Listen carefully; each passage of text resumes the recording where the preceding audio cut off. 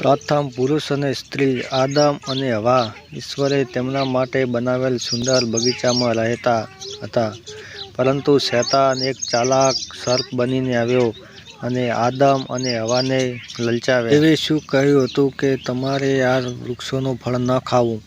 સર્પે હવાને પૂછ્યું, ફક્ત વચ્ચે આવેલું ઝાડ, તેનું ફળ? હવાએ જવાબ આપ્યો, જો અમે તેમાંથી ખાઈશું તો અમે મરી જઈશું. તમે નહીં મરો. સર્પે કહ્યું, તમે એ ઝાડ પરથી ના ખાઓ, એવી ઈશ્વરની ઈચ્છાનું એક કારણ છે. જો તમે તેમ કરશો તો તમે તેમના જેવા થશો. તમે એ બધું જ જાણી શકશો જે તે પોતે જાણે છે. હવાએ ફળ ખાધું. તેણે તેની સાથે રહેલા આદમને થોડુંક આપ્યું. તેણે પણ ખાધું અને એ જ વખતે તેઓ એવી વાતો જાણતા થયા જે તેઓ પહેલાં ક્યારેય જાણતા ન હતા. એક વાત તેઓએ એ જાણી કે તેઓ નગ્ન હતા. તેઓએ પોતાને ઢાંકવા માટે પાંદડા સીવીને પહેરી લીધા.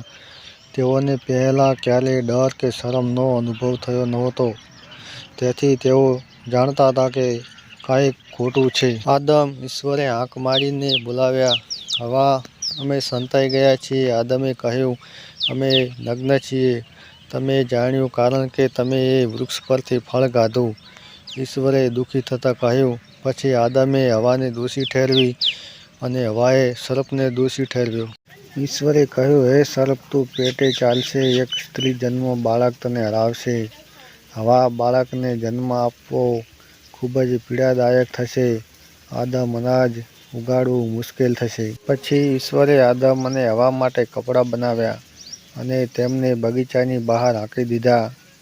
તેણે ત્યાં અગ્નિરૂપી તલવાર સાથે એક દેવદૂત મૂક્યો, જેથી તેઓ પાછા આવી શક્યા નહીં.